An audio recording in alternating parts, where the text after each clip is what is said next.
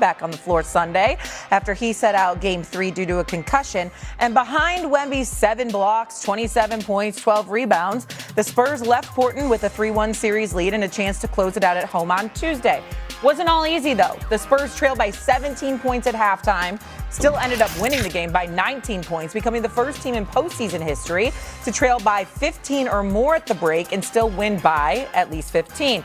Did the win yesterday maybe erase any doubt anyone had about the Spurs going on a deep playoff run? Perk, I go to you because I remember there were some question marks once Wemby got hurt. You damn right it did. And look, Shay, it was a lot of statements that were made over the weekend, right? When you think about Minnesota and what they doing to Denver, SGA and what he did down in Phoenix after being crucified about, getting fouled, with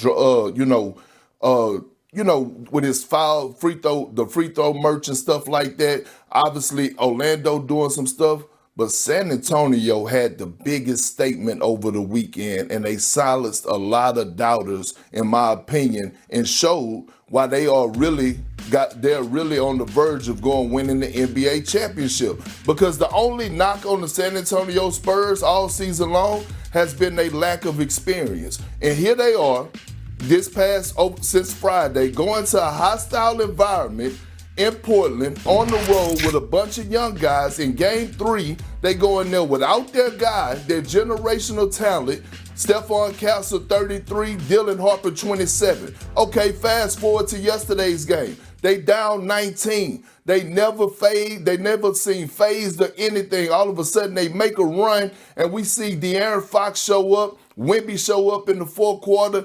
And what it showed me is that these guys are young, but they have old souls. And for them to pass that test on the road in the postseason, going into that hostile environment, dealing with some adversity, and still coming out 2-0 heading back to San Antonio, you damn right it erased all concerns concerning the San Antonio Spurs when it comes down to them being legit and possibly winning the NBA championship this year. I think this is a complete overreaction by Big Perk, Kendrick Perkins. I think he's doing it because he's addicted to his pick. He's got the San Antonio Spurs winning the championship. So, asking Big Perk this question is like asking him is the sky is blue. It's like asking him is Beaumont, Texas is home. It's like asking him, did he mind sitting courtside with Tracy Morgan and the crew?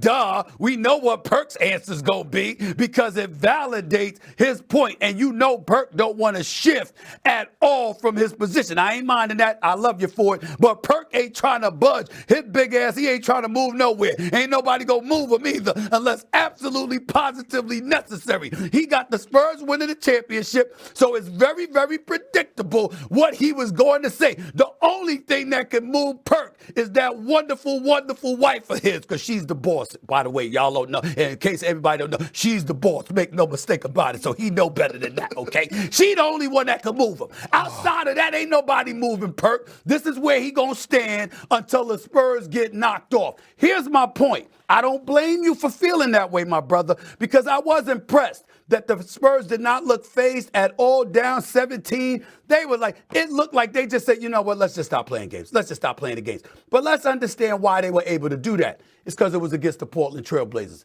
Now, we respect what we're seeing from the Portland Trail Blazers. We need to respect it. Scoot Henderson, I'm a fan. I'm a big-time fan. Obviously, I'm a big-time fan. And when Dame Dollar comes back next year, Dame Time is in the building. It's going to be a little bit different. I can't wait to see Dame Time back in the mix, especially with Scoot Henderson in that backcourt, because I'm thinking about Tyrese Maxey. I'm thinking about VJ Edgecombe. I'm thinking about what a star backcourt that is in Philadelphia for the future. And that's how I'm feeling about Portland, even though obviously Damian Lillard is older than all of them. We got that part. But the point is, it is the Portland Trail Blazers. They're not ready yet. We understand that. They're a good young team. They got talent. They're feisty. They can come at you, but they ain't ready for this. San Antonio's a different level. We got to understand that. San Antonio was not going up against an OKC, even though they beat them 4 out of 5 times in the regular season this year. They're not going against an OKC or somebody like that. They're not going against a Boston. They're going against the Portland Trailblazers. Portland ain't ready yet. They're not ready for this moment. You got to go through your growing pains. That's what they're doing right now. And that's why I'm saying it's an overreaction on Big Perk's part. Big Perk is acting like what they did. You know what? They'll do that against anybody. They ain't outscoring just anybody by 38 points in the second half. It's not about the win. They outscored Portland by 38 points. They were getting blown away in the first half and blew them out in the second half.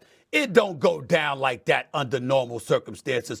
Perk knows better. He's just not going to admit it because that immovable object that he is not going to budge. Oh, God. That's all this is about, y'all. That's all this is about. Perk, you can defend yourself. Go ahead. Get back at him. No, Shay, this is not about my pick. Look, don't listen to SA. I've been having this been my big brother for the last 7 years. I know what he's doing right now. I ain't taking the bait. Damn it, I'm standing on this. You want to know why? Because it's not what you do, it's how you do it. And SA, last time I checked, Drew Holiday, who's the 2-time champion, is over there in that Portland locker room. Robert Williams, who's from Boston, who was traded from Boston, is over there. A guy that had an effect on the game in Game 3. My thing is, look at the Wemby effect, right? Just think about this for a second.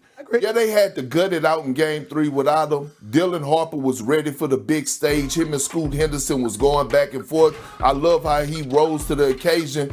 But it was all about Wemby to me in Game 4 and his impact on both ends of the floor. He is an offensive system along with a defensive system. The way that he's able to set the tone and be able to anchor a defense, I've never seen anything like it in my life.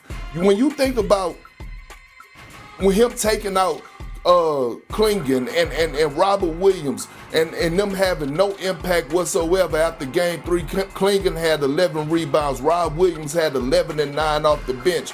And all of a sudden, you see Wemby turn it up a notch. He came into Game 4 offensively shooting jump shot after jump shot after jump shot in the first half. And then all of a sudden, he realized, now I'm going to go get my bread and butter, and that's in the paint. I'm going to set some screens. I'm going to roll to the basket. I'm going to catch lobs, and I'm going to dunk it. To me, when you're on the road and you come back being down double digits as a young squad and you stay poised and keep it together and end up winning by double digits along with holding them under 100 points, damn it, you looking and you working with something. What the hell are you doing? Trying to imitate one of the great imitators and comedians, Ari Spears, when he's imitating Shaq? So, give me the ball. I'm going to dunk it. I'm big brother. You little brother. I mean, what is that? What is that? So it's Wemby. We know what Wemby can do. We know what Wemby can do. The issue is, how about De'Aaron Fox? How about De'Aaron Fox shooting 65% from the field? How about him shooting 7 or 8? In the paint. The fact of the matter is, Portland, we know what Wemby can do. The problem is Portland doesn't pose much of a resistance defensively. That's the point that I'm making. Wemby's going to be Wemby. I understand that. But you can still beat the San Antonio Spurs, even with Wemby being Wemby, if you neutralize other people. Portland wasn't doing that because they're not equipped to do it. That's all I'm trying to say. They're young, they're up and coming. I know they got veterans like a Williams, like a Drew Holiday. Drew Holiday obviously is a champion, personified. The brother brings credibility and experience and all of that with you. But collectively speaking, and who they really hang their hat on are a bunch of young brothers that ain't ready yet. They're skilled. They're only going to learn from this. They'll be even better next year and the year beyond and the year beyond. But they ain't ready for a 7'5" dude with a supporting cast who ain't shying away from the smoke, ain't scared of anybody, okay? And you got to get like De'Aaron Fox who can ball, but you got to have something defensively to neutralize everybody else. And they can't do it. Other teams are going to be able to do what Portland can't do. That's all I'm saying. Wemby's a separate matter. But everybody else on the Spurs shouldn't be looking like, yo, we getting blown out in the first half. It means absolutely nothing to us because we're going to blow you out by 38 in the second half, in one half. That is not normal. But it was yesterday because it's the Portland Trailblazers. That's the bottom line, and Big Perk knows that. And maybe Wemby needed the first half to kind of get reacclimated, right? The biggest problem the Blazers had was that they didn't get after the Spurs when they didn't have Wemby in Game 3. No. Let's now move to the NFL draft. Yes, Stephen A., go ahead. Big Perk, when you get a chance, man, when you get a chance, Big Perk, can you get me one of them chains? I kind of like it. Just get me one. I got you. I'm going to get that. Go ahead, Shay. Okay, very good. As Doggy would say, Shay, you may continue. Thank you. I appreciate it. Let's go to the NFL.